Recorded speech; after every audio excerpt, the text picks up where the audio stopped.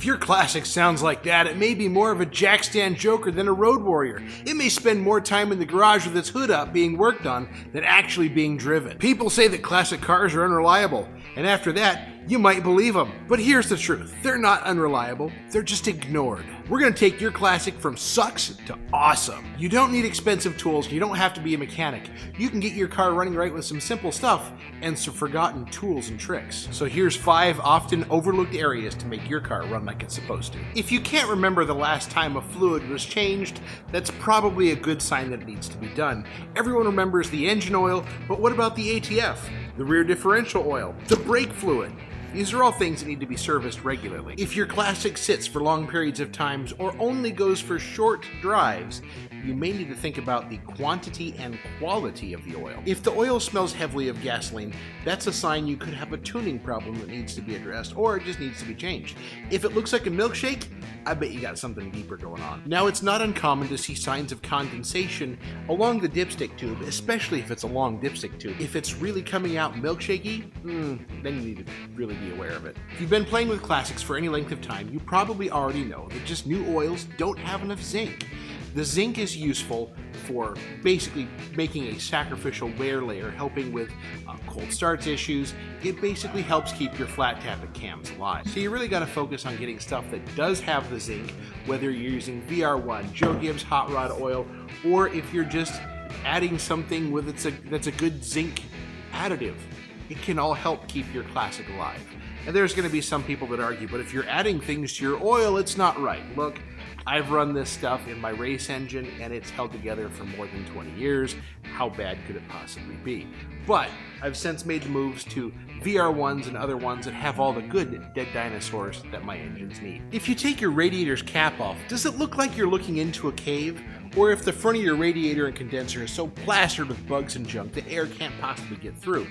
Keeping air and coolant, water, flowing is what makes these things keep cool. And if it can't do either of those things, then you're going to have overheating problems. And those are some of the least fun issues to have.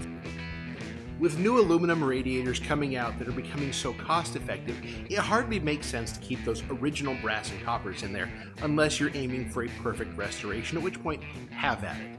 The new aluminum radiators are basically a tube that is flatter and wider, allows for more tube to fin contact, and in theory allows for better cooling. Is that how it works in actual practice? I don't know. But I just know that my Regal's got a new aluminum radiator, my El Camino's got an aluminum radiator, and they both keep their cool just fine. Other things to look at while you're in here doing maintenance: what's the condition of the water pump? Is the input shaft a little loose? Are there signs of any slight weepages around weep holes or the shafts or any of the gasketed surfaces at the back? Those are signs that your water pump could be on the way out. And it's best to take care of those when you're in a position to take care of them as opposed to miles from home. If you pull the dipstick on the transmission and it smells burned and it turns your stomach, that's a good sign that it's time to at least service the transmission and at a minimum do the normal transpan drop, replace the fluid that you get out of it, replace the filter. You're never going to get all of the fluid that's in the torque converter, but at least that much will help preserve what's left of the transmission. Brake fluid. If your pedal's spongy, that may not just be a quirk of your classic. That's actually a safety hazard. That can be a sign that you've got moisture trapped in the fluid. Brake fluid is hygrophobic, meaning it absorbs water, and that water absorption can rust the brake lines. And let's be honest, does that sound like something you want to have on your classic rusted out brake lines? And especially a big problem if you've got a single pot master cylinder like some old classics do. The new dual pot, I say new, the dual pot master cylinders are a much safer option. If you're at a point where you want to upgrade, do that. But at a minimum, you should be addressing the brake fluid regularly, and you can even get a moisture tester to check the brake fluid quality and see if it really needs to be changed. But you should be flushing the entire system every handful of years anyways. When it comes to filters, do you have to have a washable one like the K&N, or is paper good enough? Truth of the matter is, for a cruiser, it really doesn't matter. Get the one that you feel like you want to put on there because, truthfully, a plugged air filter leads to other tuning issues like overly rich running characteristics, and it just kind of runs lackluster, so keep your air filters clean. Fuel filters. Whether you're fuel injected or carbureted, having the fuel filter clean and ready for the season is kind of important. I've got AN lines on my El Camino, so I have this inline metal one, which is actually a very fine screen. My Regal over there has the original 2-barrel, which has the paper element right at the fuel inlet. If you're using the ones that are right at the fuel inlet, have a couple of those in the glove box. They're easy to change in the event you ever start getting lean running from lack of fuel. Now, they also make those little plastic ones that go in line if you've replaced the original hard line with rubber line, which you should never do. But you should always have those on hand so that way you can see what's passing through your system if you're making modifications. Don't ever use the glass fuel filters either. Those can cause problems. If they get bumped against something, they're likely to break, and gasoline on hot exhaust and other hot engine components, not a good sign. Electrical problems can cause all sorts of gremlins and make it very hard to enjoy your classic. So by verifying the main power and ground battery cables both have good connections on both ends, making sure that the condition of the connections is good, as well as the cables being in good condition, are important first steps to verifying that your car is going to be free of electrical issues. If you take the time to make sure that the chassis grounds, the body grounds, and the engine grounds are in good shape, that eliminates most electrical problems right there. We know that spark plugs should be replaced with regular tune-ups. If they're old and fouled, they're going to have a hard time throwing a spark across the gap. Now, if you start your car up at night and it looks like a Pink Floyd laser show under there, with all sorts of little lightning bolts coming off your spark plug wires, that's a good sign that those need to be changed. That's basically your spark energy leaking out of the plug wire and getting to ground any way it can, as opposed to going the correct way, and that can cause all sorts of poor running characteristics. Believe me, I saw an old Ford truck that had plug wires that were crusty as can be. Pink Floyd laser show was about right. While we're talking spark plug wires, make sure those are routed away from the exhaust manifold or header. And if you don't have any of those nice, neat little moose antler wire holders, the Freeburger zip tie wire loom is probably the most cost-effective way to go, and I've used it in many places beyond just making spark plug wire separators. If you do go that road, just make sure you trim the ties nice, neat, and square, because you're not a sadistic monster, right? While you're in there doing some tune-up stuff, make sure that you have good power to the distributor and that it matches battery voltage, or at least within about 1/10 of a volt or so. So verifying that you got good voltage at the distributor ensures that you're going to have the good spark voltage get into your spark plugs. If you do have an electrical gremlin pop up, or you're not getting good voltage to the distributor, don't worry, I've got you covered.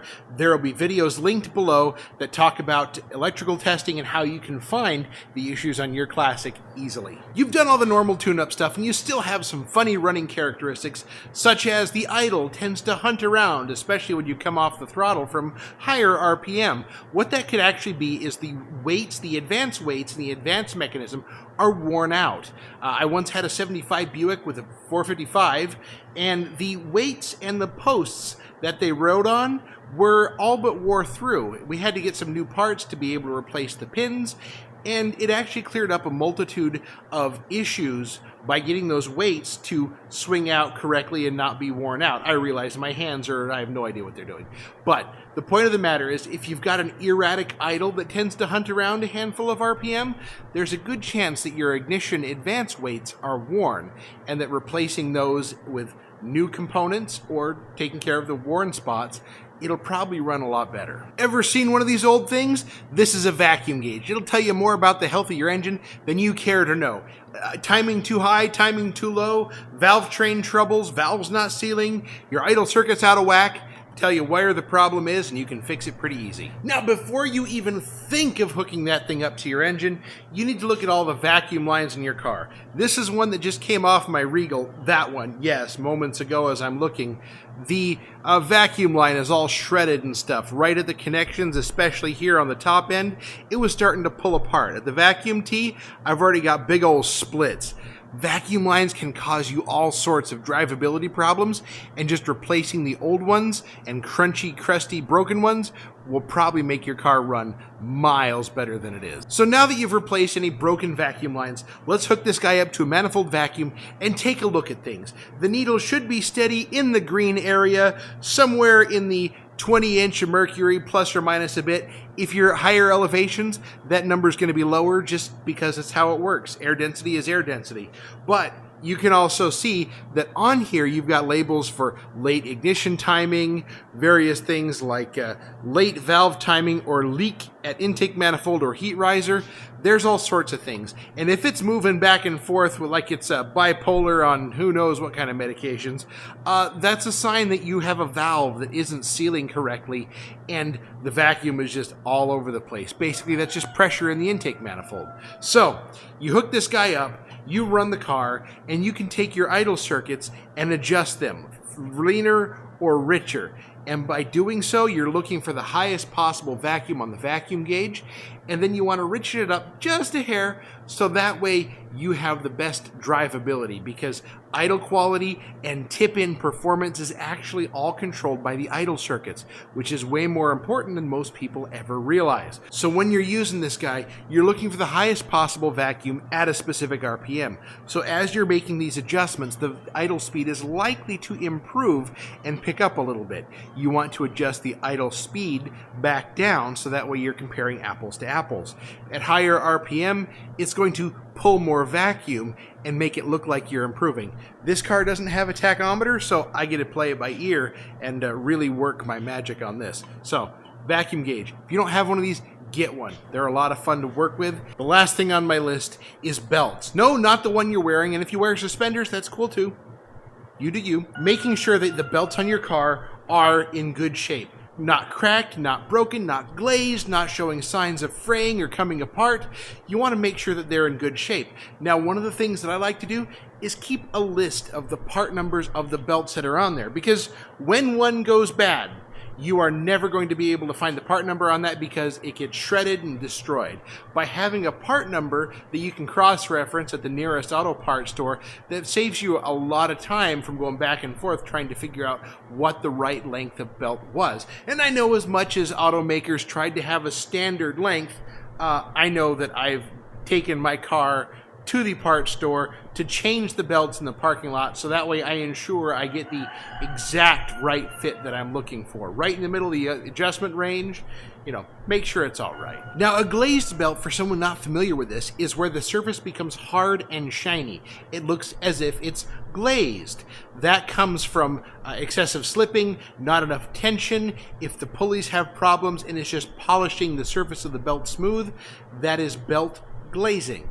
And it's best to just replace the belt. And if you're in a pinch, I guess you could hit it with a little bit of sandpaper or something to knock the glaze off, and that could get you by until you can get to a place where you could get it fixed. So by taking care of the fluids, the filters, the ignition system, the electrical system, the vacuum lines, and even the belts, your cars can be reliable. Whether it's your daily driver or your hot rod or cruiser, they can all be more reliable than you think. And if you like this video, check this one out over here. It'll help you pinpoint those electrical gremlins, I promise.